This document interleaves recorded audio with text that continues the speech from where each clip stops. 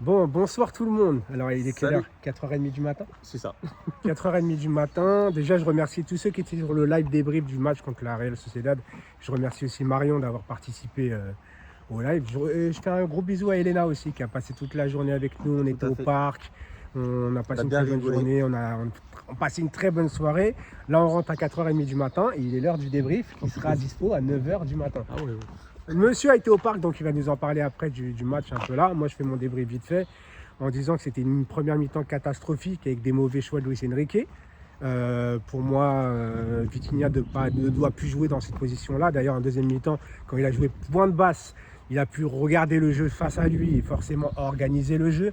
On avait vu une première mi-temps, en vérité, pour ma part, pas terrible du tout. On s'est fait rentrer dedans. On avait la possession de balle, mais pour moi, ça ne se voyait pas du tout. On a mal utilisé la possession de balle. On n'a rien provoqué du tout, on n'a rien fait. La Real Sociedad a fait une première mi-temps. Il m'a mis une balayette, le bâtard. Une première mi-temps où ils ont tapé la barre, etc. Où ils nous ont rentré dedans, même physiquement. Et j'ai eu peur dans cette première mi-temps, franchement. Et la deuxième mi-temps, ça a été mieux. Après, la Real Sociedad était fatiguée, il leur manquait 5 joueurs.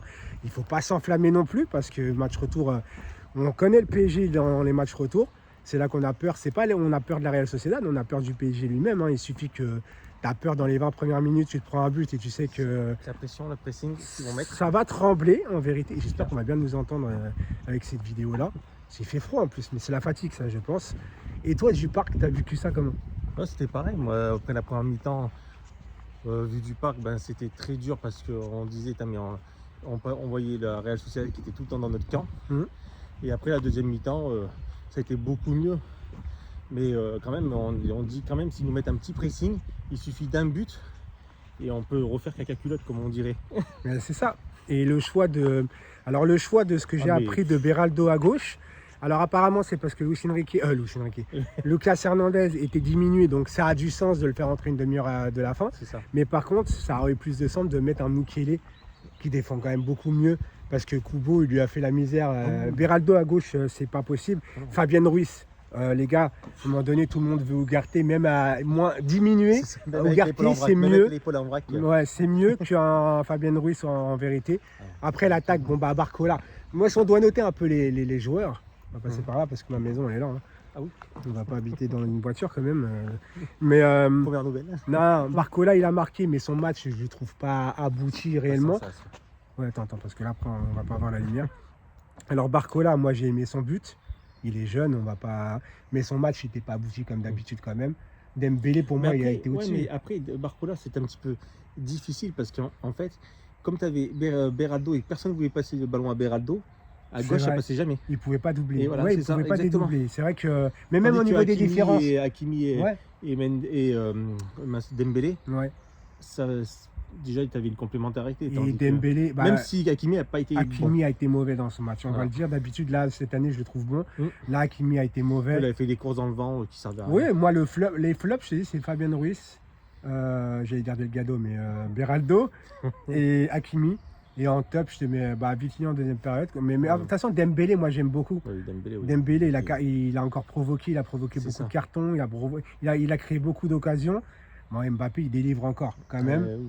Il est là sur le corner pour mettre le premier. Mais par contre, l'action de Barcola sur son Le but est magnifique. Le but de. Tu sens le grand joueur quand même. Mais il est jeune en plus. Lui, ce qui est incroyable, c'est qu'il arrive sur la pointe des pieds. On ne s'attendait à rien de lui. Moi, je pensais que ça allait être un joueur de rotation. Moi, je pensais que c'était plus un joueur de rotation. Et il est passé devant Kolo Muani clairement à plat de couture. Et devant Ramos, etc. Et même devant Asensio, on peut dire aussi. Bah oui, parce qu'Asensio de base joue à droite. Il pourrait mettre Dembélé à gauche. Tout à fait. Et Mbappé, mais il fait confiance à Barcola et il a raison. Après, Donnarumma est un peu meilleur dans ses sorties aériennes, je trouve. Avant, on trouvait bon que sur sa ligne.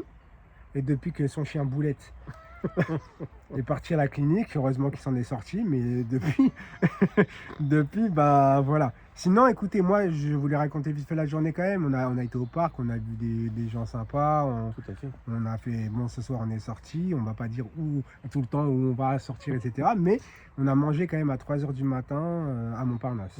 Et en plus, j'ai mangé un poney. Un steak à poney. Un steak à poney. C'était un steak à cheval, mais ils m'ont ramené un tout petit truc. C'était pas mal, mais encore une fois, je voulais remercier quand même Marion pour le live.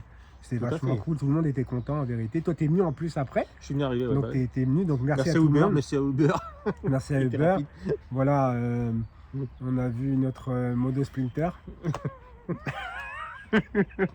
On a vu le Modo Splinter qui est venu nous voir. Je lui fais un gros bisou aussi. Et puis pour le débrief, on a fini, même si c'est que 5 minutes. Oui. Là, on rentre, on va dormir, on est fatigué. On est Je sais même KO, pas quelle on heure est il est. KO. Quelle heure il est? Il est exactement 4h33. 4h33, les gars, c'est n'importe quoi. Mais j'avais la flemme là parce que je savais que je dois poster la vidéo à 9h ce matin. Et on va pas se lever à 9h. Si je dois me lever à 8h, on va avoir la tête dans le cul. Oui, c'est ça. Donc c'est pas la peine, les gars. Donc là, on C'est fait clair. une vidéo à l'arrache. Il n'y a même pas d'éclairage. Voilà. C'est pas grave, mais vous De toute allez façon, après, nous il y a le entendre. J-1 le vendredi. Il y a le J-, ouais, il y a On va le reparler de tout J-1 ça tranquillement. vendredi à 20h30 du Ok. coup. Oui, à 20h30. 20h30, le J-1 pour le prochain C'est match, ça. qui est on sait même pas. Donc voilà. Attendez. Attends. La honte. Vérification. La honte. La honte. La honte. En plus, depuis tout à l'heure, je regarde ce côté alors que normalement c'est ce côté. C'est pas grave. C'est quoi le prochain match du PJ? Nantes. Ah, c'est à Nantes. C'est à Nantes. 21h. Donc, vendredi J-1, 21h. Et après, 22h55, on fera le débrief encore ensemble contre Nantes. Voilà, bah, ça va aller très vite demain. Enfin, demain. Oui, quand la vidéo oui, sortira, ce sera demain. Ouais, c'est ça, Demain, on sera en exactement. live. Donc, on vous embrasse. Merci Fredo, merci les viewers. Merci à toi, mon Et Saïs. allez Paris. Et allez, Paris. Ciao.